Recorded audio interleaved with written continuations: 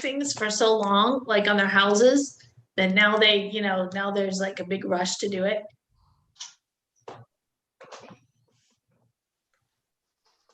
And the price of stuff is just incredible. Oh, yeah. The cost of material.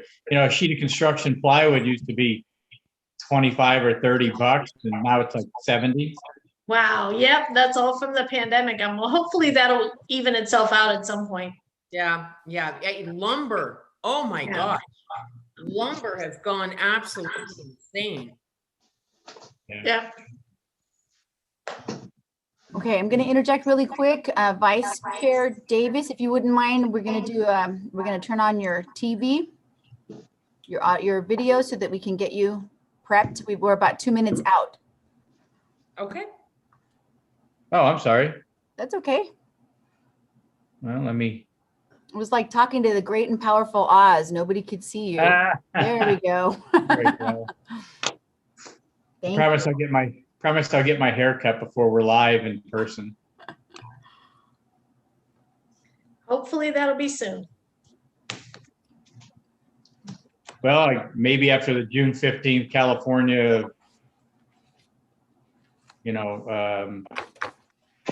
piece of the standards.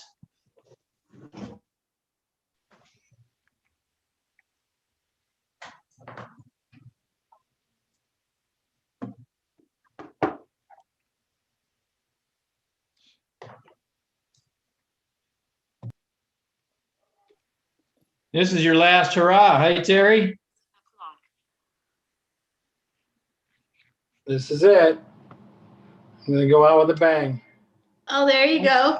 That's the best way to go out. This is it.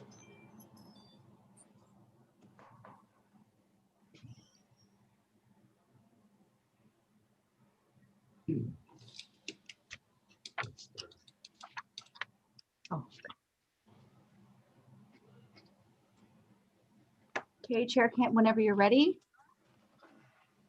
Okay, thank you. I now call the meeting of the City of Glendora Plan Commission Tuesday, June 1st, 2021 to order at 7 p.m. For the audience tonight, I am the chair and I serve as the presiding officer for tonight's meeting. Before we move forward, I'd like to announce that in response to the executive order issued by Governor Newsom, the city is conducting a teleconference public meeting utilizing Zoom video communication. This allows the city to continue to conduct the essential business and comply with public health administration recommendations to protect the public and the city employees, practice social distancing, and limit the exposure by not allowing in-person public meetings. To ensure that the public will be able to participate in public comments, public comments can be submitted as live comments during the Zoom meeting and via email at publiccomment@cityofglendora.com. That's at publiccomment@cityofglendora.org. Sorry, that's cityofglendora.org. Tonight, we have one public hearing on the agenda. Public comment testimony will be taken during the public comment portion of the public hearing. Madam Deputy, will you please take roll? Thank you, Chair. At this time, I would like to conduct an oral roll call and request that each commissioner respond with present when their name is called. Commissioner Koss? Present. Commissioner Matthews? Present. Commissioner Norwood? Present. Vice Chair Davis? Present. And Chair Kent? Present. All commissioners are present. Thank you. Thank you. That'll take us to the Pledge of Allegiance. Vice Chair Davis, would you mind leading us in the Pledge of Allegiance? Sorry to put you on the spot. No problem. I pledge allegiance to the flag of the United States of America and to the republic for which it stands, one nation, under God, indivisible, with liberty and justice for all. Thank you very much. Does any of the commissioners wish to reorder the agenda or add to the agenda? No.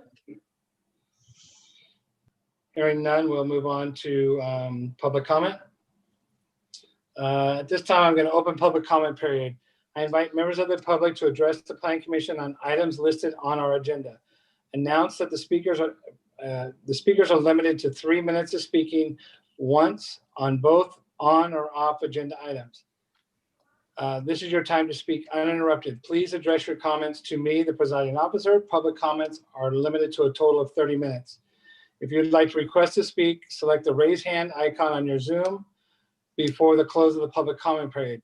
You will then be called on when your turn is to speak. Do we have any public comments been received, Madam Clerk? Thank you, Chair. At this time, we received no requests via the email, public email, or requests during the Zoom meeting to give public comment. Okay. With that said, I'm going to go ahead and close the public comment period. And I'm going to take this to commissioner statements or reports. Does any commissioners have any statements to make at this time? There will also be a section at the end as well. Any of the commissioners? Commissioner Koss? No. Commissioner Matthews? Not at this time. Commissioner Norwood? None at this time, thank you.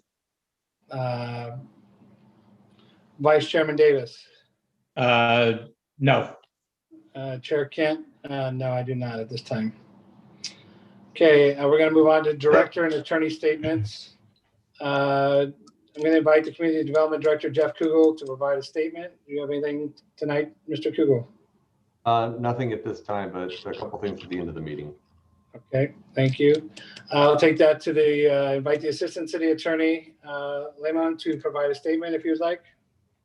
No, nothing at this time. Thank you. Okay, we'll move on to special items. At this time, I see no special items. So that'll take us down to public hearings.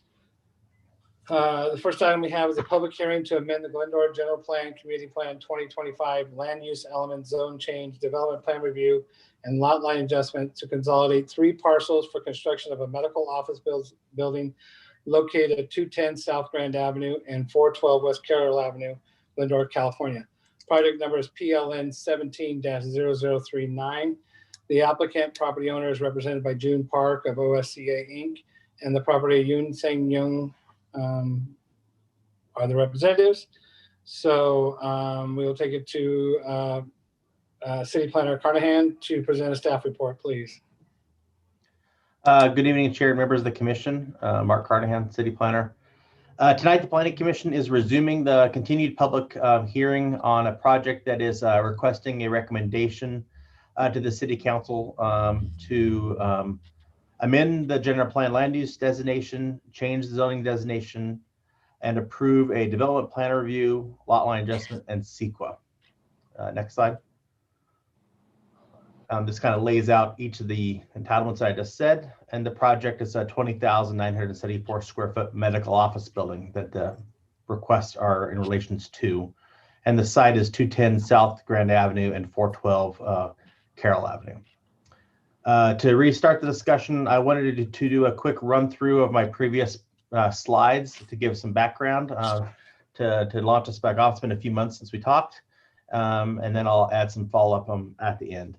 Next slide. The subject site again at 210 South Grand and 412 West Carroll consists of 3 parcels with 2 existing medical buildings with surface parking that is shared by the buildings.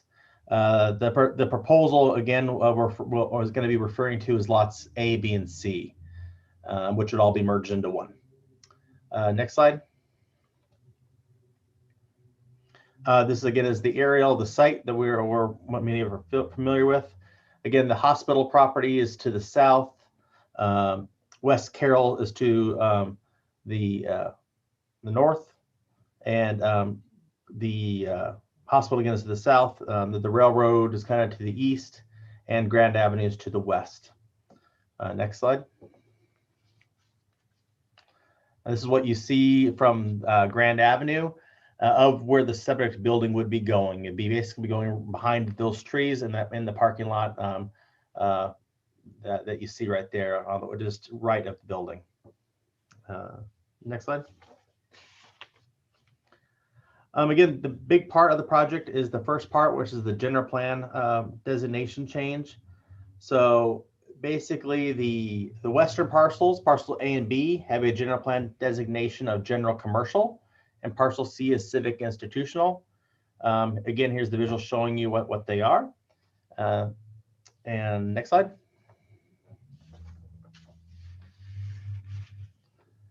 The project has a lot of goals and policies that it meets or achieves as part of the project. I'm not going to say them all, but they're all in the report. So this slide and the next slide kind of just illustrates some of them, which are in the project's attached resolutions.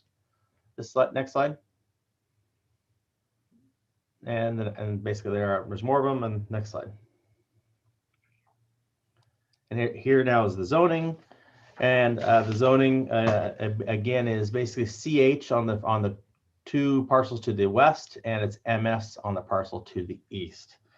The proposal would basically be rezoning the whole site to PR, which is planned redevelopment, which is again a kind of a site-specific zoning. So it basically is kind of you craft your own standards for what the project wants to be. Next slide.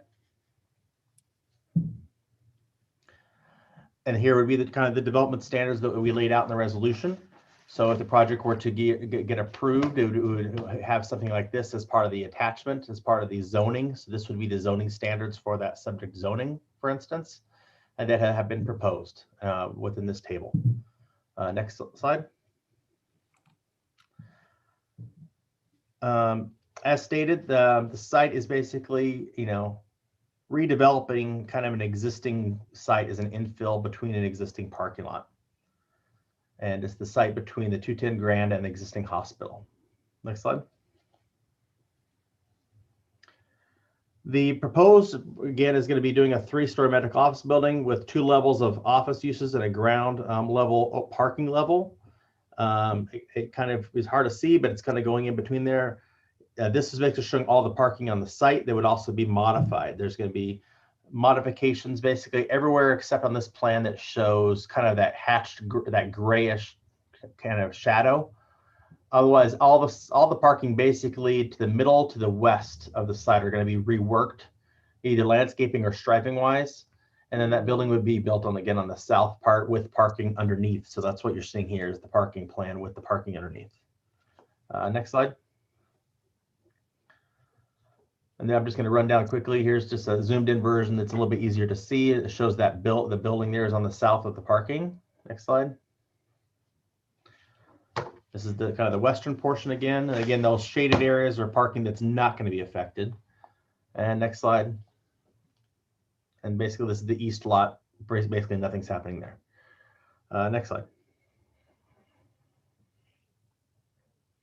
All right, so as you saw, the project includes the removal and reconfiguration of surface parking on the parcels, mostly to the west of the site.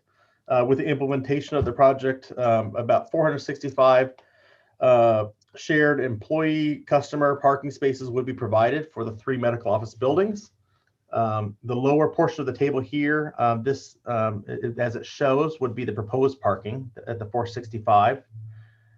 The upper portion of the table illustrates the required parking calculations while utilizing the applicant's original proposal, which was for a split parking, basically where you a split parking ratio interpretation, which was proposed, and there was some concerns expressed by the commission. This is what the same table that was presented last time. Next slide. So just to run down again, the building is 20,974 square feet. It's for medical office related uses. Again, the offices are on the 2nd and 3rd floors with ground floor parking. To be 3 stories in height and about 46 feet tall. It's a contemporary modern style. It would have 2 staircases and 2 elevators. One of the staircases is exterior. Next slide. Basically, there's the floor plans. Next slide. Here's just a quick rundown of what it would look like again. Here's the, I believe, the north and west elevations. Next slide. Here's the south and east elevations. Next slide. Here again is just kind of emphasizing that the helicopter pad came up in discussions, but in relation to the building, it basically showed how the building was going to be below the flight path of the helicopter. And basically that's what this visual was showing. Next slide. And here's just some perspectives I'll go through. This is a kind of a view from Grand Avenue there. Next slide. Again, another view from Grand. Next slide. You can kind of see the contemporary design with this kind of solar flares and kind of the accent colors that they're using in the tuck under parking. Next slide. This is kind of the back rear kind of view. Next slide. And this is the view from like the hospital's alley access way. Next slide. And just the colors and materials.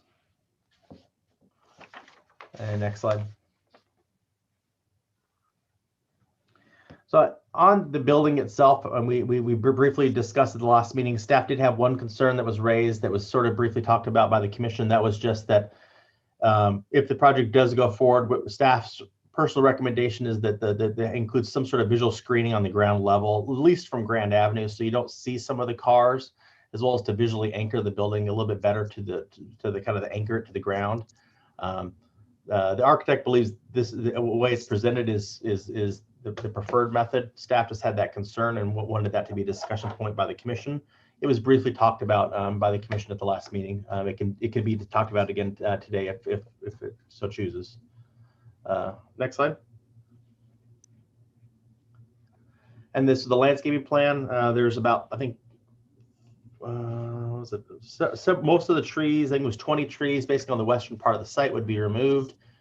They could probably put in about 70 some trees as replacements, which would meet the city's policy. This is kind of just the conceptual plan of how it could work out. We'd obviously get a version later. The staff only raised one concern, and that was on that northeast corner where you see all those yellow circles. And that's basically showing a dwarf citrus grove, which they were kind of proposing. Let me see next slide. And that location is this location. It was the old fountain that was filled in some time ago and has been kind of neglected. You know, we appreciate that the applicant was going to redo that. We just have a concern with the conceptual proposal was that we didn't think a grove of dwarf citrus trees as its replacement would be a very good focal point for that very visible corner. And so one of the items we were hoping that the commission would support would be just a request to modify that in the future plans to be something other than what was a dwarf citrus grove. Next slide. So again, the project went through a number of CEQA document reviews. It completed an environmental initial study, which concluded a preparation of a draft mitigated negative declaration, which was routed to the various state agencies and received comments. And that is also included for review and approval. And we talked about a little bit briefly more in depth at the last meeting. Next slide. So to kind of go back to now where we left off, on March 2nd, the Planning Commission held the public hearing on the item. After testimony and discussion, the Planning Commission requested the item's public hearing be continue date specific to June 1st in order to provide clarification and response on 5 specific points. In response to the continuation, the applicant has prepared written responses to those clarification items requested by the commission. Their formal written response was included as an attachment, and I will briefly be including some of their visuals and some of their information in my presentation tonight, so you can kind of see it. I should also note that the Planning Commission encouraged some discussion between the applicant and the adjacent property owner, the Emanate Health Foothill Presbyterian Hospital. I can state that I have learned that the applicant and the hospital have had, I believe, 2 conversations since the meeting, and no written public comment has been provided updating the official position of the hospital since then. I do know that the hospital representative informed me that he would probably be attending tonight. I don't see him yet on, but I'm hoping that he does come in and restate with their current position, which I believe might change slightly. In response to the commissioner's comments, I'll just go by each of them individually real briefly, and most of this is the applicant's response, and I'll just be adding a few items for clarification. Next slide. First one was provide background on the helipad, including ownership, current users, and easement to determine if it could possibly be removed to accommodate additional parking. Next slide.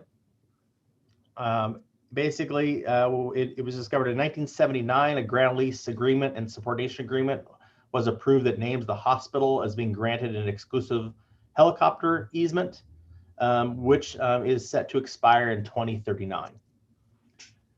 In 2009, a letter from the former Glendora city manager, Chris Jeffers, which was included for reference in the applicant's response, shedded some light on the topic.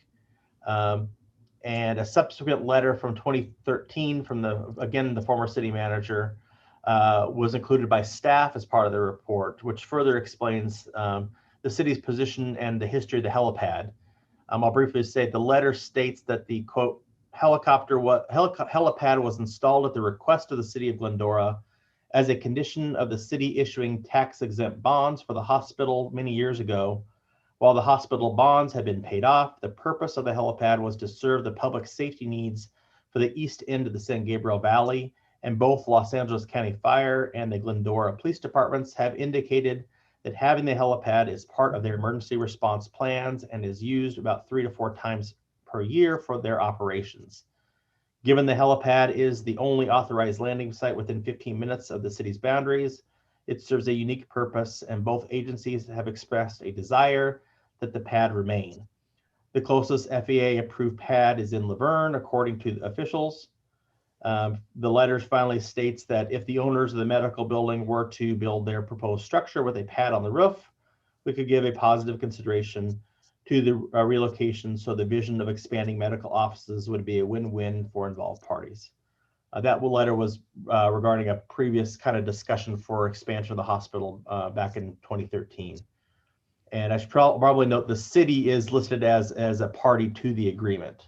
We weren't the signing party of the subordination agreement, but we are listed in that as an agreement body. So next slide. The question was existing hospital parking easement. So again, that same 1979 ground lease agreement and subordination agreement also included a parking easement. And then again, in 1981, an updated document was approved that granted easement to the hospital's visitors, patients, employees, and staff members, and their motor vehicles for the purpose of parking 40 automobiles, is what it says. I probably should emphasize that no disagreement over the 40 spaces or its easement have been raised by the applicant nor the hospital. That was just a point that the commission wanted clarification on, but again, the hospital nor the applicant are in disagreement that 40 spaces exist, and there's no disagreement with that being retained. Next slide.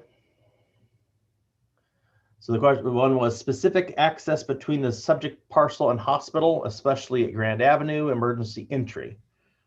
So while the easement refers to shared access and prevention of barriers, both parties have stated that they do not want the existing temporary barriers that are currently used to prevent access between the properties be removed. This is a private agreement between the two parties. Retention of the barriers does not present an issue for the project. It's something between two property owners. If the vehicle basically, while the project was anticipating them to be removed, if both parties now think that they are okay to remain, so be it. Essentially, the idea that when a vehicle was heading south in the parking lot, we were going to hope that they could enter or exit that location. If that's now blocked off, that should not be a problem, as they can circulate, make a left and circulate through the proposed project building, as it's a two-way traffic underneath the building. So that shouldn't be a problem. Also, this change probably won't be an issue for LA County Fire Department, which we'll have to revisit with them, simply because it's maintaining the existing arrangement that's out there. And right now they use that, and if there's an issue, they just roll over those foldable bollards. So that probably would be the case here as well. And I'm not anticipating that being an issue. So that would be Issue item 3. Next slide. The fourth one was the plan for parking during construction. Maybe I can do next slide. Maybe that'd be helpful. So the applicant's latest proposal states that required parking is provided based on the parking ratio of the existing buildings at the 1 space per 250 ratio, which already exists on the site. They also basically say they have the parking and the extra parking to make it work without the existing buildings, which is true in some cases. Probably should note that, parking during construction, this topic is not usually raised by this commission, is not usually an item for our review. But the applicant did present this slide to kind of explain how it could possibly work. Staff would also note, though, for this discussion point that, if certain tenant spaces or lease spaces were also made available or vacant during the time of construction, obviously the associated parking with those lease uses would not be impacting the project site as well. Which when there's two buildings at this site, there's usually 1 or 2 or more lease spaces that are available. As in currently right now, I think Carroll has some leases available on that Carroll building. Lastly, they could always make arrangements with the neighbors if they had to for additional surge. So next slide.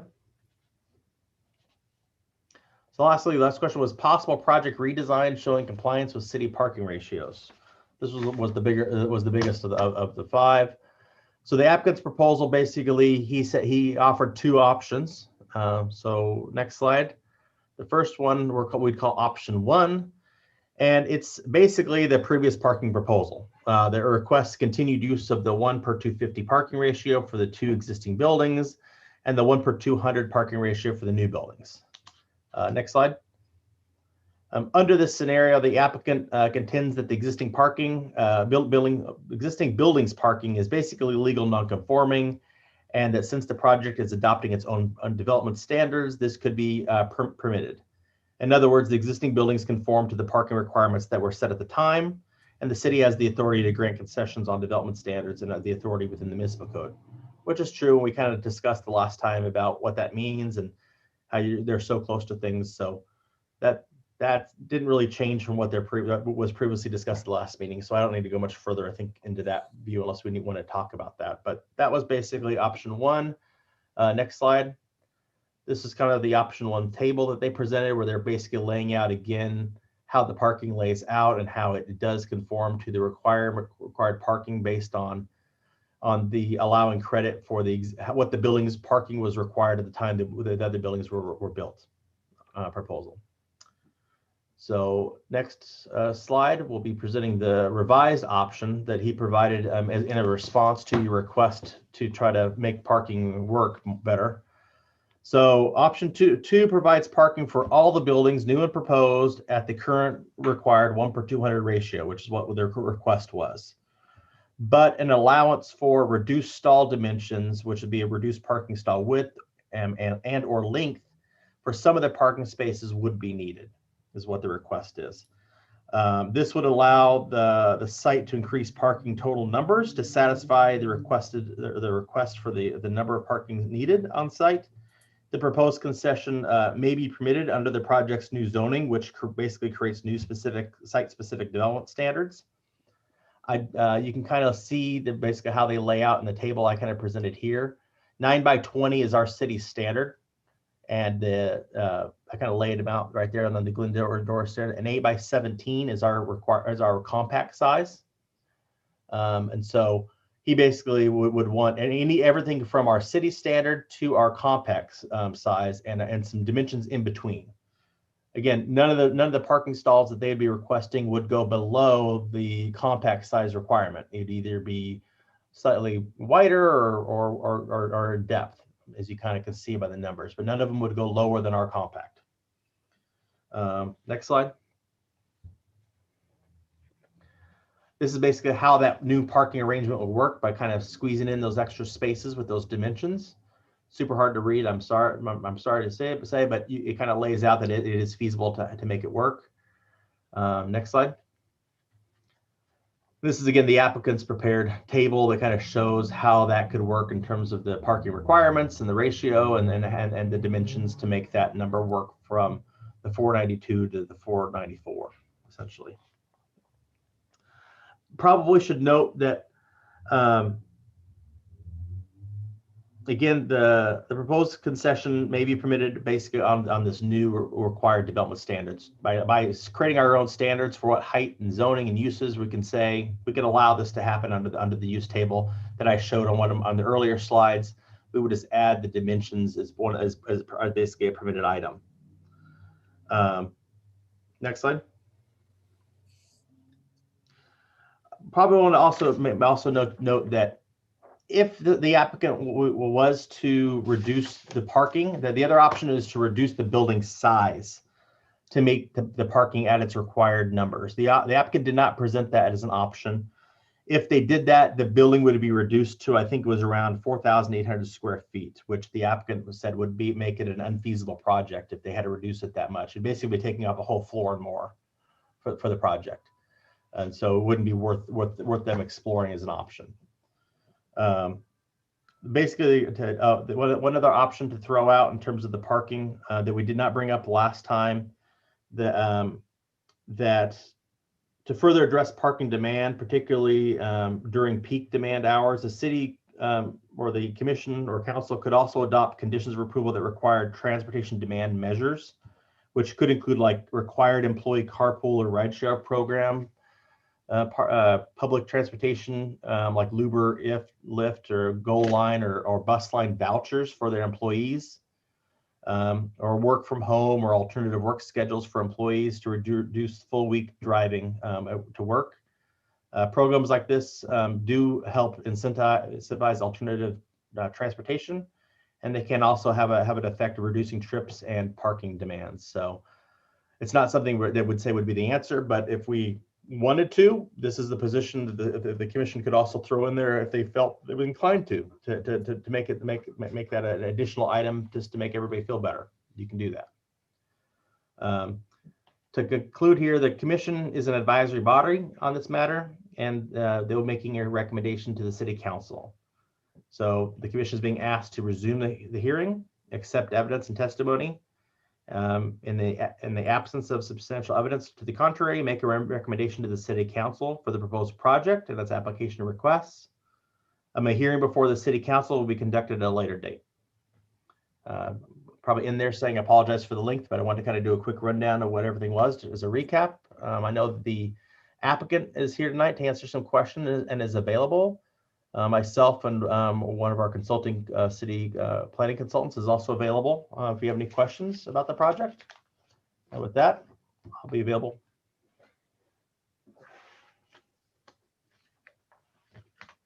Thank you, Mark. I appreciate it. At this time, I invite the applicant and the appellant, June Park, to address the commission. You have a total of 10 minutes to respond, if you'd like. All right.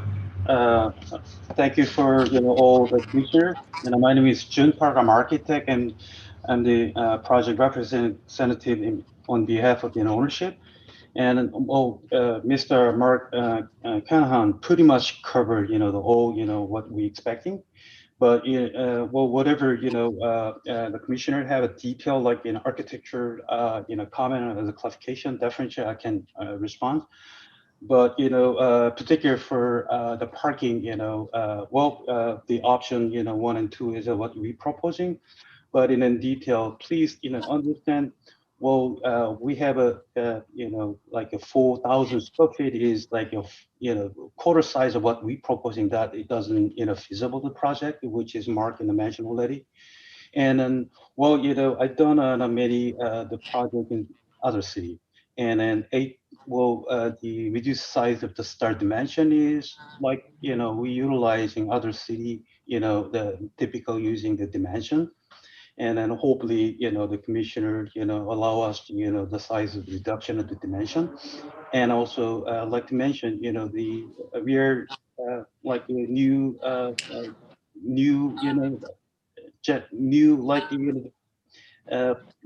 period, urban design. So, many city adopt like a reduction of the parking as much you can, because that like it reduced, like a parking traffic in the city. And then, well, we assuming 10 years later or 20 years later, more popular for like an Uber Lyft, autonomous in the vehicle, and then size of the electric, vehicle should be much smaller than what we, currently or previous generation has a size of a car. So hopefully, reduction of the size, well, that makes sense for the new project. So please understand. All right, give us any question. I will detail out. All right, that's all. Thank you, Mr. Park. At this time, I invite members of the, are we going to reopen public comment all the way to the public as well? I mean, You're opening a public hearing at this point in time, and the applicant's comments should be part of the public hearing. so according to the script, I'm going to invite members of the public to address the commission, announce that speakers are limited to 3 minutes speaking once the public hearing, on the public hearing item. This is your time to speak uninterrupted. Please address your comments to me, the presiding officer. Public comment is limited to 30 minutes. If you would like to request to speak, select raise hand icon on Zoom before the close of public comment period. You will then be called on when your turn is up to speak. Do we have any public comments at this time? Thank you, Chair. At this time, we've received no requests to speak during the Zoom meeting or through email. Okay. Normally at this time, we would give the speaker 5 minutes to respond. However, there's nothing to respond to at this point. So I'm going to close the public hearing and bring this back to the commission. And let's just go down the line here. Commissioner Kosh, do you have any comments or questions of staff? Well, I don't know if it's a staff question or more of a question for the developer. But my question is about the choice of the dwarf citrus trees. It seems a interesting choice. And so I'm wondering about how that choice was made and what other options might be available for that area. Okay. Well, Okay, Mr. Park, you're gonna have to hold off a second because I have to open public comment for you to address. Do we want to, city attorney, do we want to go through everyone or do we want to open it and let him address as they come up? All testimony from the applicant and the any people from the public, which you don't have at this point in time, it should all be part of the record. I just want to make sure that we have a clear record. So you can keep the record open, the hearing open, and the comment open. Okay, then I will reopen the public hearing. And Mr. Park, can you address Commissioner Koss's question about the choice of trees? We have a vote to affirm that. Okay, I will go down the list. We need to have a commission's vote to affirm that. So if there are no objections, you could just say move forward with no objections. That's fine as well. Yeah. Agreed. Absolutely. Okay. Do I have any commissioners objecting to open public comment? No. Seeing none, then it's open back up. Mr. Park, you can address Commissioner Kosh's question about the trees, please. Right, Mrs. Commissioner Koss. Well, we, our team, the selected citrus tree is utilizing the sense of in the history of the city. There was like 100 years ago, the citrus palm, who entered, the grandeur city. So that's, we are like, bringing the sense of, the community as a color of the citrus tree. So on our building, the facade, and we punctuate like in the color of the orange, color of the citrus, and same like in line up with the, the concept and the design. And then we, we utilizing dwarf, like, citrus tree on the Grand Avenue side. Well, Mark, also other planner recommend, why not like you bring like a shading tree, like in a big, like in a mature tree, giving, the public like a shading area underneath. But the reason that we're using dwarf, like in a citrus tree, technically we concern like a security. any like, we heard that, property manager, there's many homeless people hang around in the property.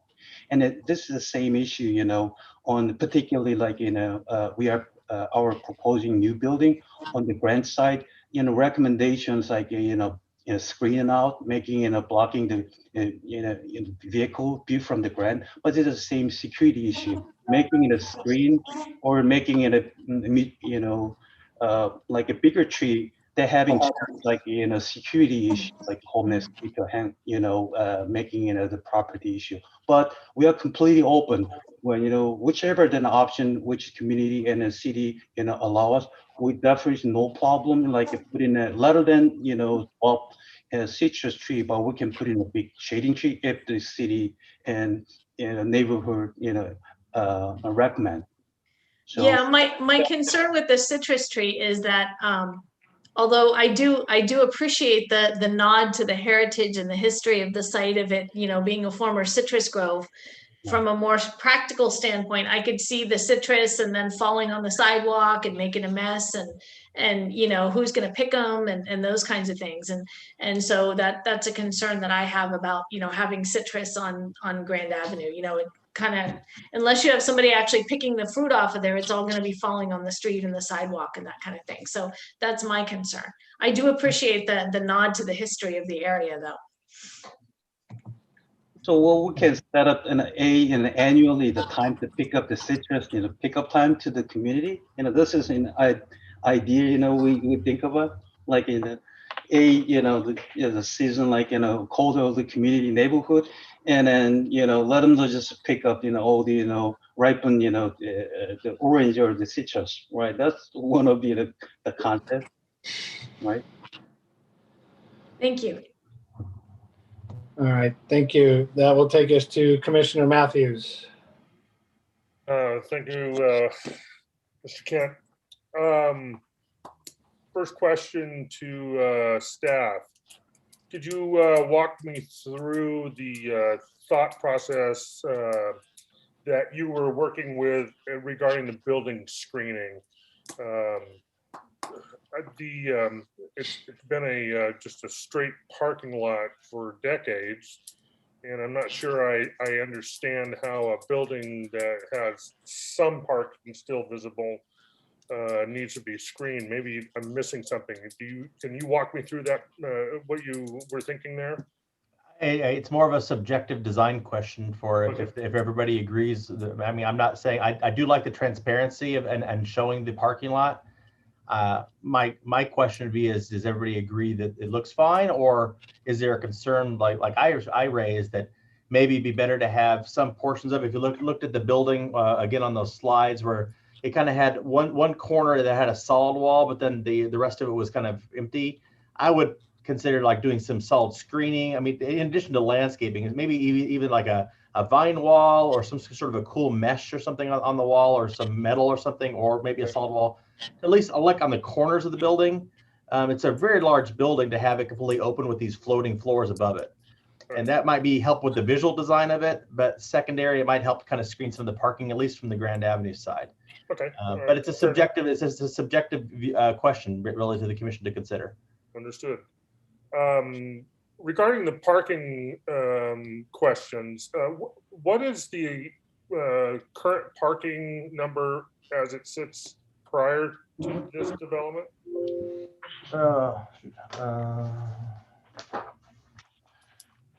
You go to, let's see. Yeah, sorry about that. Sneaked it up on you. I'd like to be able to compare that into what your staff recommendation was on our original submission. 436 existing parking. 436 is existing. Okay, thank you. And on our first meeting, what was staff recommendation regarding parking at that time? We didn't have one. We were recommending approval for the project. Okay, all right, at the 467. But it was under the interpretation of using the grandfather clause for those two buildings. As part So of that was the 467 number though. Yeah, and it was basically, yeah. All right, and then staff's position on the modified standard and raising that to 492? Is there some reason why we're talking about that, only other than it was just a question at our previous meeting? The commission raised the question of wanting the applicant to come back with a proposal that met the required parking at the 1/200 ratio for all the buildings on the site. Got it. Okay. To do that would require more parking. And Yeah. the only way the applicant was able to seek to do that with keeping the existing building as it is to squeeze parking by reducing parking dimensions. So help me along just thought process then, because we're obviously looking at a different equation with new development. Is that because we anticipate that the size of cars is smaller so we can accommodate that? No, I mean, cars are going to be cars. I mean, Yeah. I think the question is that, the city allows reduced parking through compact dimensions, and we allow standard dimensions. And they're basically saying is to make this work, they and this site is allowed site specific zoning. They would argue that, can you give us some flexibility to allow some parking dimensions in between your high standard and your low compact standard in terms of dimensions to make it work? Got it. Okay. All right. So it's discretionary and something. It would be unique. It would be the first that I've seen in Glendora to do this. Yeah. Our standards are not the law. It's just that those are Glendora standards. Every city has their own requirements for what parking dimensions should be. Sure. Okay. Thank you. The helipad. Is there any particular liability to the city for that helipad being there still? That'd be a legal question. I don't think so, since we're not the owner and it's the hospital's the main easement holder. And it's maintained in the agreement. It's maintained by the hospital. Okay, I thought you had indicated there was the city had written into something. We're listed as part of the easement, but its maintenance requirements are all to be done by the city, by the hospital. Okay. All right. Barriers between the properties for access for transition for vehicular traffic. Can we throw up that slide again? Can you show where are barriers going to be all along between the properties? Barriers currently exist between the hospital properties and this site. Okay, currently, you can't drive a vehicle between the two. There's been barricades and mobile barriers put up in the various locations throughout the two. So you currently cannot flow between the two. Okay. And they're basically wanting to maintain that existing non-flow between the two. And as far as we're aware, both property owners agree with that to be maintained. They have both stated on the record at the last meeting that they want that to be maintained. Okay. I think that covers it. I was going to say something about the architecture question and landscaping in front. And yeah, I understand where he wants to go with that. And I agree with Commissioner Cost that, it's a nice item. I'm sure there'll be people that are more than willing to glean lemons off of it if it is an issue down the road, but I'm not really sure I have any feeling one way or the other. Maybe just a redo of the landscaping is a better way to go with a professional landscape architect. That might be helpful. I don't know. And that concludes my questions and comments. Thank you, Commissioner Matthews. Commissioner Norwood, do you have any questions of staff or the applicant?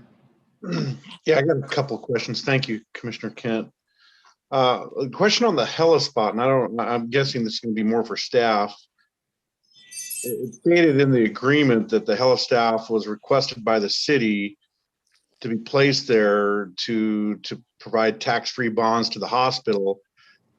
The applicant's property where they want to develop now, was that at one time owned by the hospital? I was a little confused why the Helipad, if the city is asking for a Helipad, why was it placed on someone else's property if it was something that we requested by the hospital for the tax? It was kind of connected with the hospital. It was, I don't know the full history of it. I know it was built by, maybe Jeff knows a little bit more about it. I know it was done by a series of doctors who were affiliated with the hospital. and they went to put the money towards the building. I'm not Okay. sure what agreements or what exchanged hands as part of that easement. But the end result or what was recorded and the hospital basically has that easement on their land. Okay, that confused me a little. That it was required for the bonds for the hospital, but yet it was dropped on someone else's property. Yeah. So I was a little confused on that part of it. And yeah, going with Commissioner Matthews on the parking, he addressed all those, and I think I can live with what the current proposal is. I do have one question for the applicant. Well, one more for staff. And again, you're talking about the parking. Is there gold line access on Ada? Is there going to be ability to get to the gold line station through some kind of walkway off of Ada? Yeah, yeah. While it's going to be cul-de-sac for vehicle access at Ada, it will be a full pedestrian walkway to connect it. Okay, so there's not going to be a sound wall there or something. No. In fact, they're going to try to do some improved landscaping and things, enhancements. So and sidewalks. So it'll be kind of more pedestrian, kind of plaza-ish kind of thing for connections. Okay, and then my final quote for the applicant is when would you guys like to start this project? I know you got a few more hoops to jump through, not just with our recommendations, but city council's approval. So when would they be interested in beginning actually breaking ground and starting the project? Well, hopefully, we're expecting that depend on the city at the building department, but we're assuming hopefully less than 1 year for the building permit, and then construction would take minimum 1.5 year minimum. So total, we expecting if, we got approval, entitlement, like for example, today, we need a 2.5 year for completion of the construction. So we expect 1.5 year, right? And again, for the applicant, I mean, you're requesting a general plan amendment, you're requesting a zone amendment, you're looking for a PR. So if we recommend approval and council eventually reproves it and you get that's going to, is it your plan to keep this property? I mean, you're talking about building in about a year, or I mean, because it's going to increase the property values once you go through those hoops, because of the changes that we've recommended and approved. So is that your plan, is to actually, or are you looking to move this piece of property down the road? Absolutely not. Based on ownership and perspective, well, honestly say medical building and a hospital, demand on the market is very strong until huge many years. So there's ownership has no in mind any selling out of property. So okay, right. That's all I have for now with the questions for the applicant, and I might have some additional comments prior to the vote, but I'm good for now. Thank you. Mr. Commissioner Noel, let me little detail information about the helipad. There was part of the property which including helipad. I think 1980, 1979. That was a part of the hospital property before, which is the area located in helipad. But a few years later, the hospital sold out that property to the new ownership, right? Gotcha. Right. That's the reason the helipad belonged to other property owner, right? And I do have one more question. Thank you for that answer. I appreciate that. I do have one more question for probably Mark or Jeff. There are several let's go back on the hospital, the property the hospital sits on, and then there's a skilled nursing facility into the rear, and then there's a triangular parking lot all the way to the far east behind the hospital. And there are different spots throughout the project. I was driving it today. There are different spots, not just the one on Grand that have the flexible barriers, but there are other flexible barriers that separate. Is the hospital own all those lots south of the applicant's property, all the way back to that triangular parking lot to the rear? I know that for a fact they own the hospital building to the west and they own the parking lot to the furthest east. I don't know, maybe Jeff knows how they're affiliated with the ownership to the middle lot. Okay. They own that property is my understanding, and they lease to that company. Okay. Okay. And just out of just a comment is, I mean, every time I've been by that most eastern triangular parking lot, I see some modulars out there. They might be renting it to the Gold Line or some of their construction parking and things like that. But that parking lot, I can't recall a time I've ever seen that parking lot even remotely used to even its 50% capacity. So, and there is a barrier, a flexible barrier between the two. Would just make sense to me that the two entities could get together and somehow discuss some kind of whether some kind of financial arrangements for that eastern parking lot for overflow. But that triangular parking lot all the way to the east, again, wasn't even remotely used today, and I don't think I've ever seen it more than 50%. And that's a high number that I've never seen cars really back there. Anyways, that's probably more of a comment than it is a question. So I'll go ahead and conclude and thank you, Commissioner Kent. Thank you. Vice Chair Davis, do you have any comments or questions of the applicant? Well, yes. I'm not sure if it's staff related or the applicant. I'm still confused as to who owns the property that the helipad is on. Is that the hospital or is it the applicant? Applicant, right, the ownership, right. Okay. Applicant owns the land. Okay, so when 2039 comes around or whenever it is, they'll be negotiating, somebody will be negotiating with them if they want to maintain it. They'll be negotiating with whoever owns the property at that point in time. Yes. Okay. This one is for Mark specifically. You mentioned alternate transportation incentives or plans. Ride share, Uber, whatever, some can you go over that a little bit more? Sure. I mean, we're in a new age and parking's not always in the traditional sense anymore.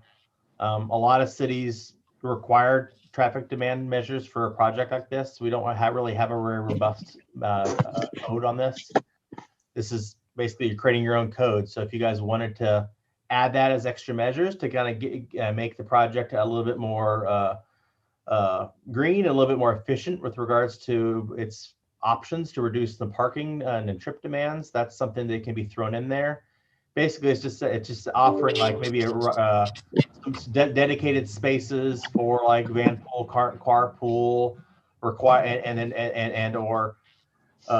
doing vouchers for those for like employees that volunteer to do that kind of program, doing vouchers for their employees that take the Gold Line in the future or the bus or take that ride share options or walk to work, and in that case you're reducing the parking on the site, and that case you should be rewarded for that. A lot of larger companies offer that. The city of Glendora offers that, for instance, for our employees. So it's a way to reduce the parking and it gives some additional options on the site. Not something that's required, but we didn't bring it up the last meeting, and since parking was kind of coming down to some numbers here, we kind of said, well, that's something that should be at least mentioned, that if they want to throw it in, they can. Yeah. No, I tend to like that idea. Now, so they would provide a plan to us as a condition of approval. If we make a motion included in something tonight, then they would supply a plan as a condition of approval, I'm assuming. And then how would that be enforced or monitored? I imagine it would be City of Glendora's hands off after the project is built. And then is it just, the honor system once that happens? Mostly. I mean, the communities that I worked for in the past, that's usually been the way it's done. Sometimes Okay. there's some visual things you can see, like sometimes you require like there might be the need for like a public transportation board, like in the lobby, where people, when the public or their employees could go and they could like show where all the bus routes are and to show how to get to the goal line, and it could show all these kind of goody things to get you out of your car to go do other alternative means. And that could be required to be in the lobby, and when staff could obviously see that, and we could actually look to see if it was updated or something from time to time. But Okay. you know, I mean, it's more of an incentive. It's not necessarily, it's not the answer here. It's just an extra thing if you want to throw in. You know, or it turns into code enforcement issues or a entitlement condition of approval issue that needs to be enforced. Okay. Well, I think we're approaching an era where that's going to be more the norm than not. For the applicant, what other options did you pursue, if any, in response to our concerns over the citrus grove in the front of the building? Was there anything else on your mind? It didn't seem like anything was presented to us as an alternative. It appears as though you kind of are rolling the dice with that one. Mm-hmm. Well, I think it's originally from the recommendation from planner Mark, and then he recommend I could put in like the shading tree. It's like more than or big enough to the creating the shadow under the tree. So that I believe the second option I will buy that the Mark's idea rather than small citrus tree if the city doesn't favor about that, so we can place that like Yeah.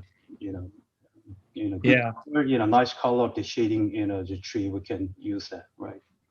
Okay. Well, what I would say about that is I've originally was opposed to it, but having been out to Caltech where my son is at school, I've noticed they have several areas that are similar to that, but that's a campus style setting. I'm just curious, again, as Commissioner Cost and some others have mentioned, the maintenance of it. I don't know that any of the citrus would last very long on it as far as it being picked. I'm not sure it would ever make it to ripen. I think we'd see most of it on a corner getting sold on any given weekend. But be that as it may, so that was really the only alternative you looked at is the shade tree or the citrus at this point. All right, well, that's all I have for right now. Thank you, Commissioner Kent. All right, thank you. Out of interest of fairness, do we have any public that have tried to raise their hand or emailed Madam Clerk before I close this public hearing? No, at this time we received no other requests for public comment. Okay, we'll close public comment. We'll bring it back to staff and commissioners. Does anyone have any other comments to make before we move forward? Commissioner Koss? Not at this time. Commissioner Matthews? Now I'm ready for a motion. Commissioner Norwood? Yeah, the only I think the Helipad is, given the current state of the agreement, there's not much we're going to do with the Helipad. I would like to see the applicant and the hospital again get into some discussion. The Helipad is on the applicant's property, maintained by the hospital, but it is their rent-free, taking space up. They do have 40 spots. The hospital does have some kind of parking. I'm not recommending a 60-year agreement, but some kind of agreement where that most eastern parking lot would be accessible to the applicant to ease some of the parking, some kind of discussion between the two. But other than that, as far as parking goes, I'm good with the non-conforming, with the 1 to 250 and then the 1 to 200 for the new one. So that's all I have. Thank you. Vice Chair Davis? No. Okay. Just real quick, I don't have any questions. It's more of a comment. I have trouble with this project. I think our hospital and medical campus over there is a mess. I don't think we address it. I think we keep putting Band-Aids on it. This owner has not shown any good faith to the city of Glendora by cleaning up the property. There's a fountain that's been dead and inoperable for decades over there. Nothing's been done to clean it up. The interior of their current building is rough at best, and they want us to allow them to put more footage on this building, on this property, and do it with substandard parking. That's my comment on this project. I don't want to deter him from doing anything, but the current facilities, his in particular, are not in the best of shape. So do I have a motion?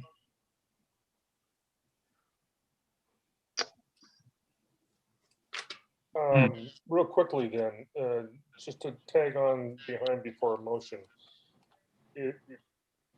Is there not work going to be done to the existing property, at least to the exterior, as part of this though?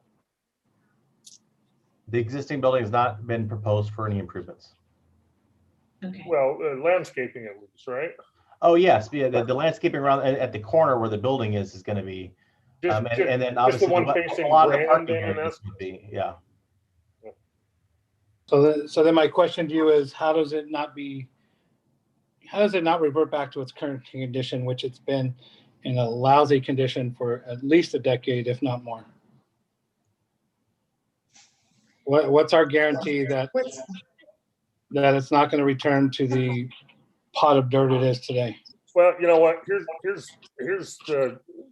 the way I would chase out, understanding that the applicant owns both pieces of property. But let's just say, for argument's sake, that he doesn't own both of those.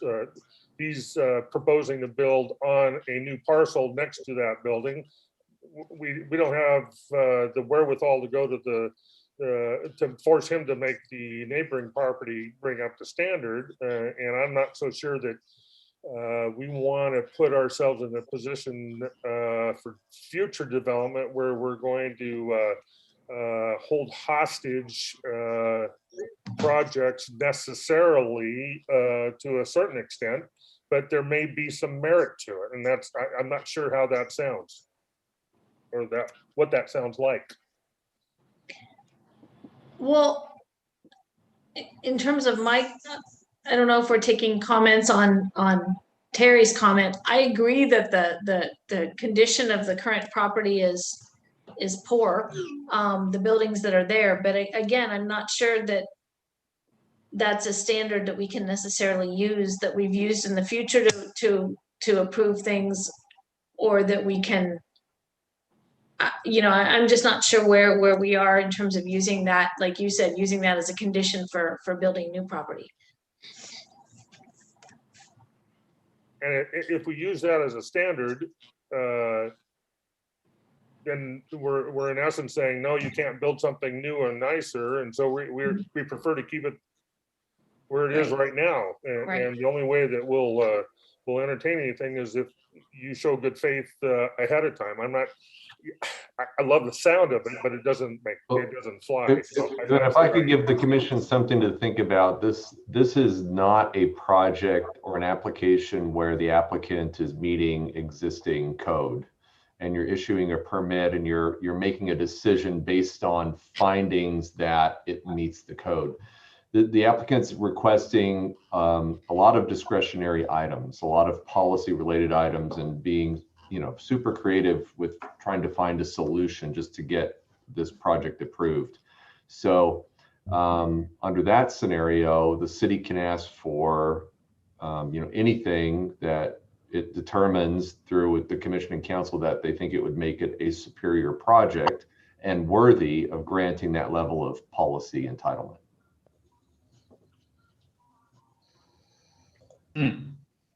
That's a very interesting point, Commissioner Kent.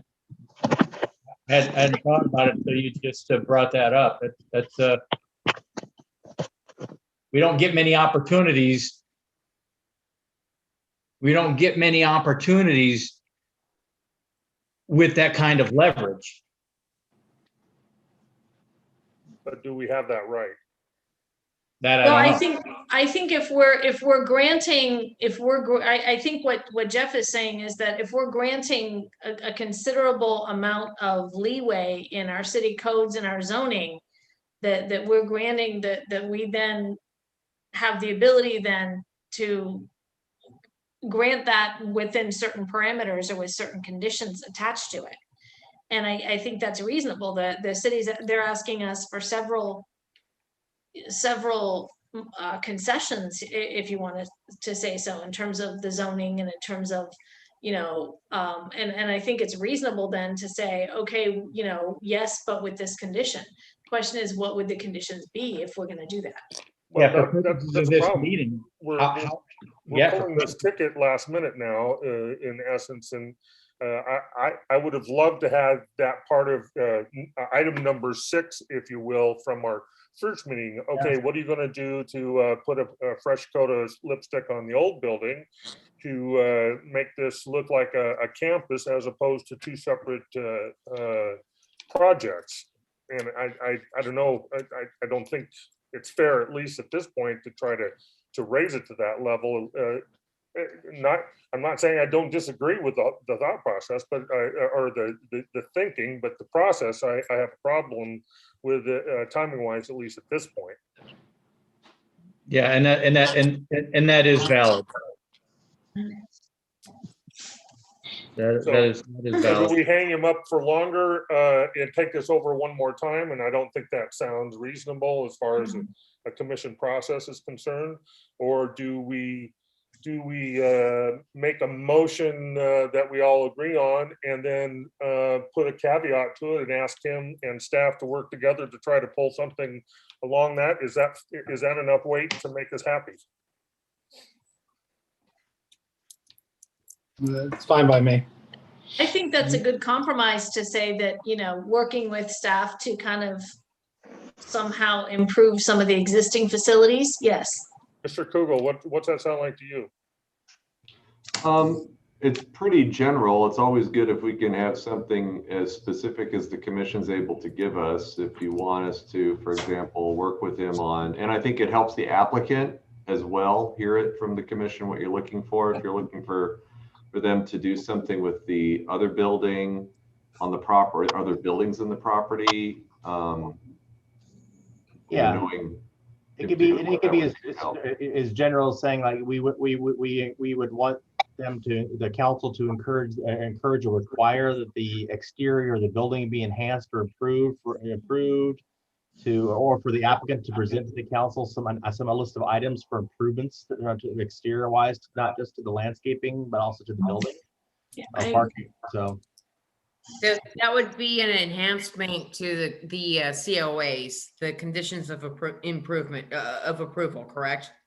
Well, or just follows the planning commission's recommendation. I mean, we're not much, so it depends on what they want to do. I think that's good. I mean, I think I would be willing to make a motion that we do that and then work with, you know, building and taking to city council their ideas about how they're going to improve the existing facilities, the exterior and such. So, Okay, but I've got a little. specificity is good with this, Mr. Kent. Can you pick up the can of worms and help us out? You know, I would just like the owner to show some good faith that he wants to be a good neighbor in Glendora. And I don't feel it's there. And, you know, don't let me set your guys' mindset. If you guys are okay with a fountain that's been dead for 2 decades, go for it. We're being asked to reduce our standards to allow them to put another facility on place when the current facility is not necessarily maintained. Fair enough. So let me ask this real quick, because I don't have a problem with using the leverage that goes along with them requesting us to change our standards. My question at this point, I don't know if this is for council or for staff. I think it needs to be a little more specific than just a general, hey, like Mike says, Commissioner Matthews says, you know, put some lipstick on it. Can we tie it to 1% of the proposed budget for the entire project? Can we put a can we assign a number to it? I don't think we can get specific to say it needs to be painted, it needs to be regraded, you need a new roof, you need to trim the trees. I don't think we can be that specific, but I wonder if we can tie it to a percent of budget that needs to be attributed to the old building before we approve the new project. Okay. Well, I think that's getting too deep in the woods. Is it? I Okay. agree, yeah. I would like to see, I mean, I understand where Commissioner Kent is going, but I mean, you know, in my short time, my term, we've watched other properties do things and make similar requests.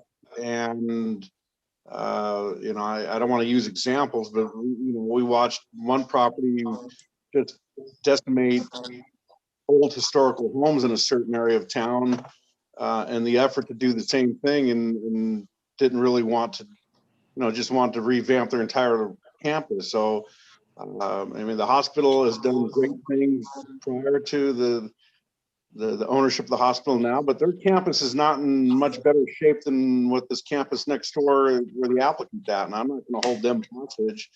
I would look at it more like an HOA where, you know, you got to have consistent architectural likeness, and I think we can hold them to that to a certain degree. We can make sure that the exterior of the buildings, including the fountain, and I'll trust staff on this part of it, to come up with appropriate compromises. But the other buildings on their campus have to look similar to this nice modern looking building, and then you do got older, but it's an older building. So I think we can hold their feet to the fire, at least making the architecture on the outside as consistent as possible with the one they're putting in there. Can I add something as an option for the commission to consider? It doesn't have to be this specific. I mean, if we don't have to be, we could just say, you know, you can say with the attic, for the council to also please consider the option for improvements and for them to consider, and bounce it to them, for them to make the decision on it. I think that's a good plan, and I agree. I mean, you have this new building that's going to be modern, and then the older buildings, I mean, they're old and they look older, and so I'm not sure really, you know, how much you can do about that. But I mean, I would think that there'd be some type of cosmetic improvements that you could make to that lot. I think we, as staff, and maybe with the direction of the commission, we should, if whichever way the commission decides whether to recommend approval or denial or something else, that it go along that, you know, maybe before it goes to the council public hearing, that the commission's recommendation is that they provide, enumerate what they are able to do or willing to do to rehabilitate the existing property's condition, included, namely, it sounds like the building at 210 Grand is what the commission's concerned about. That way, because I think especially if it's always difficult for staff when a project gets approved, and there's like work with staff on something general, because it's not likely to happen under that scenario, because ultimately, developer pushes forward and gets their permits, and if we have them at least provide some specific things as to what they're willing to do before we get to the council, we can actually build that into that resolution for the council's public hearing, and then we have something something with actual teeth that staff can use when they're processing it for construction permits. I think that's a great idea to word it that way, to have, and I think that but I do agree with Commissioner Kent that should include doing something with that fountain in front, because you're right, that has kind of been a mess for a while, that they come up with those plans, and then somewhere in those plans that includes some type of rehabilitation or fixing that area. All right, let me see if I can roll with a motion here, guys. If it's okay with you, Mr. Kent. Yes, go ahead. So my motion is to approve as submitted with these items for review. that the screening of the new building, that the new building architecture include some variation of screening for parking area, not completely blocking it. That the existing or the proposed parking of 467 spaces be approved. That the helipad is no issue at all. That the barriers between the properties remain as agreed between the applicant and the neighboring property, and then that the applicant work with staff to incorporate both landscape and architecture details that will work across the entire property to try to assimilate them into a closer look, something to that degree. It would make the campus consistent in terms of landscaping and architectural. Correct. Well, and also improve the condition, the quality of what's already existing. Yes.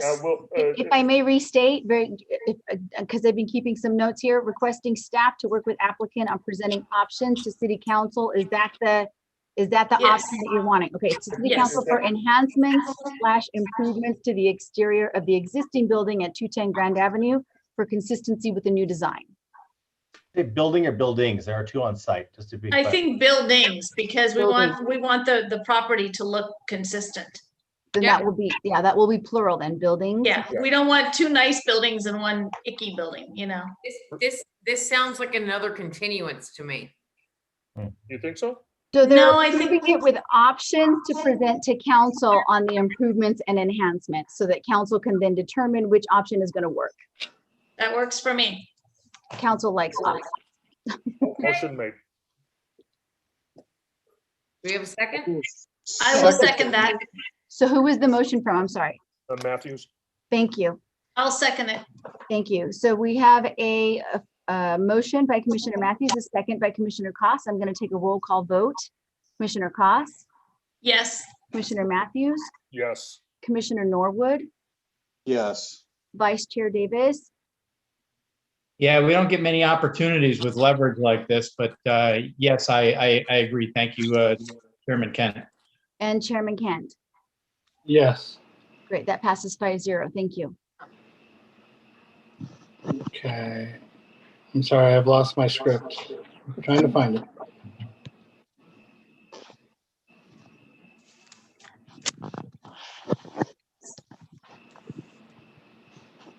Sorry, guys.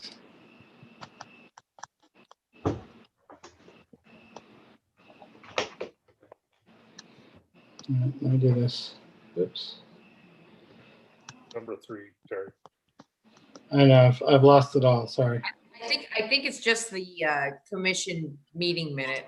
No, oh, Yeah, I'll get it here, sorry, guys. They There's sent me one more this item, I nice little think. script and I lost it. From May 4th. Is that the only item that's on the consent calendar? Yes. Yeah, I can wing it. Here we go. We'll go to consent calendar items. We have one, which is the meeting minutes from May 4th. Do I have a motion to approve? I have I'll a move. correction prior to motion, please.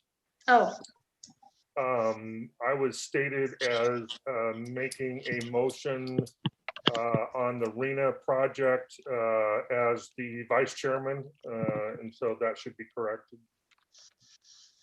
Okay, what does it need to be corrected to? to Mr. Davis. Made the motion. Yes, the minutes will be edited to note that correction. Thank you. Perfect, thank you. Good catch. Okay, now do we take a vote? Yes, I believe we need a motion. Second. Oh, I'm sorry. Somebody started a motion. I'll start or second or whatever you need. Okay, so The motion motion by- I'll take for the second. got it, thank you. So that is a motion by Commissioner Koss, a second by Commissioner Matthews. I'll take a roll call vote. Commissioner Koss, Yes. Commissioner Matthews, Yes. Commissioner Norwood, Yes. Vice Chair Davis, Yes. and Chair Kent. Yes, That passes 5-0. Thank you. okay. Commissioner agenda items are none. Unfinished business, there are none. We have one item of new business, which is the review of proposed 2021-22 capital improvements program for consistency with the City of Glendora General Plan, Community Plan 2025. I apologize, I don't have my scripts. I'm not sure who's reporting on this. Good evening, Chair, Ken, and members of the commission. Next slide.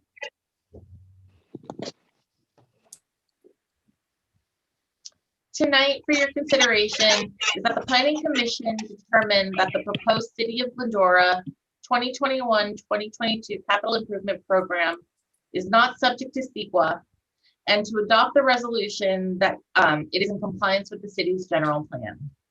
Next slide.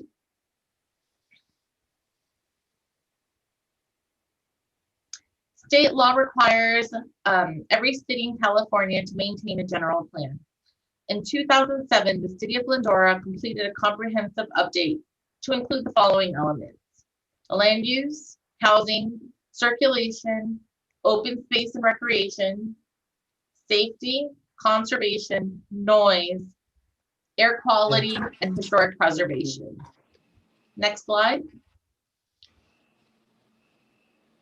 The CIP is a governmental budget that programs public facilities projects and includes expenditures over $5,000 on construction of capital projects such as street rehabilitation, park facilities, water and sewer system improvements, facility upgrades, and traffic signal and signage enhancements.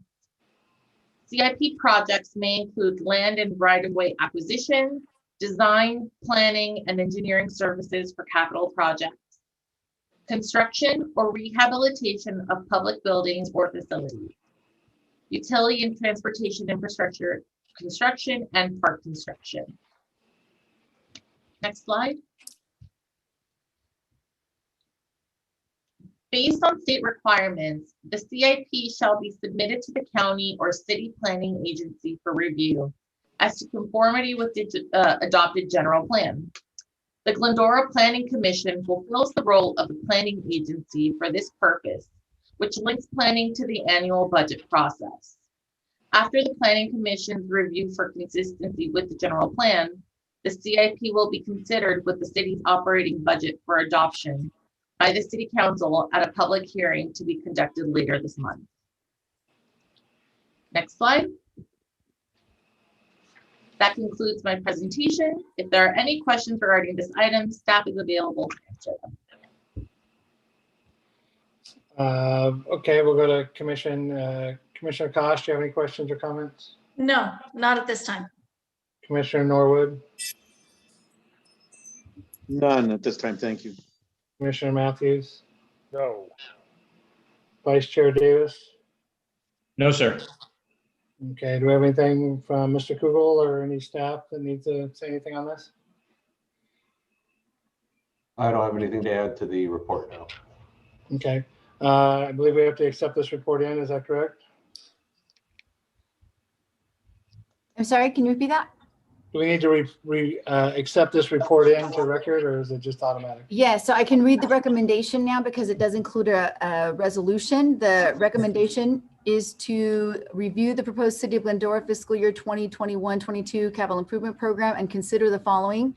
Determine that Planning Commission review of the CIP is not subject to the California Environmental Quality Act guidelines, and waive full reading, read by title only, and adopt Planning Commission Resolution 2021-02 entitled, a resolution of the Planning Commission of the City of Glendora, California, finding that the fiscal year 2021-22 capital improvement program is consistent with the city's general plan, Community Plan 2025. Do we have a motion? I will make a motion. Is there a second? I'll second. Thank you. That is a motion by Commissioner Koss, a second by Commissioner Davis. I'll take a roll call vote. Commissioner Koss, Yes. Commissioner Matthews, Yes. Commissioner Norwood, Yes, Vice Chair Davis, Yes. and Chair Kent. Yes. And that passes 5-0. Thank you. Okay, that takes us to commission staff closing comments. Staff, do I have any comments? Yeah, two things. I'll start off with the business part first, which is we're coming up on summer. And I'm looking for some input from the commission on whether or not we go dark in August. At this point, we have 2 applications that may be ready by that time, but are still sort of waiting some issues to be resolved with their applications. So depending on everybody's vacation schedules and so forth, we could have the meeting, or we could go dark in August and have that in September. So any interest or one way or the other from the commission on that scheduling? I have no idea if it's a problem for me, so I'm okay with August if you need it. Yeah, I'm fine either way. If we decide to go dark, that's fine. If we have a meeting in August, that's fine with me as well. Okay. Yeah, I will not, September is potentially a bad meeting for me, but the others are fine. July and August are fine. Okay. I haven't got that far in my vacation planning as of yet, but it appears that July and August would work as of now. Okay. Thank you. And lastly, this is, I want to make note that this is Commissioner Kent's final meeting, at least on his current stint on the Planning Commission. I want to thank him for the many years of service and the opportunity I've had to work with him over the years. For those of you who don't know, he was first appointed to the commission in 2005, and where he served until 2010. And then he was appointed to fill a temporary vacancy on the council for 1 year. And then in 2011, he came back to the commission, and he left due to becoming, I think he was president of the Regional Building Industry Association. And then he came back in 2016 and is now stepping down once again. So in total, he has a total of about 12 years of service, either on the commission or council to the city. And so I want to thank him for that, and recognize, this is his last meeting of his current term. Well, let me start off and just say, Terry, I will miss your commentary and your observations.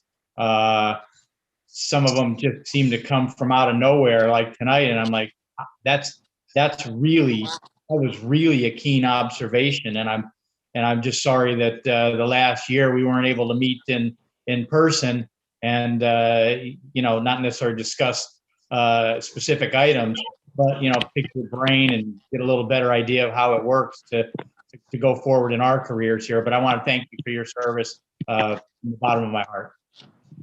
Thank you. Appreciate it. I also would like to say that I've, with this being my first stint on the commission, I learned a lot from you when we were in person and also, via Zoom. Your insights are very valuable, as well as your insights into how the commission works and the processes, and I appreciate that, and we will definitely miss you. Thank you. I appreciate it. Terry, it's been good. Conferring with all them. At least you get to escape Tuesdays, the first of the month from here on out, and I'm sure there's a few people around your world that will be able to burn that up for you. But likewise, your input and experience has been invaluable to the process, and we'll have to work hard to fill that in. So thank you. Thank you, Mr. Matthews. Commissioner Norwood?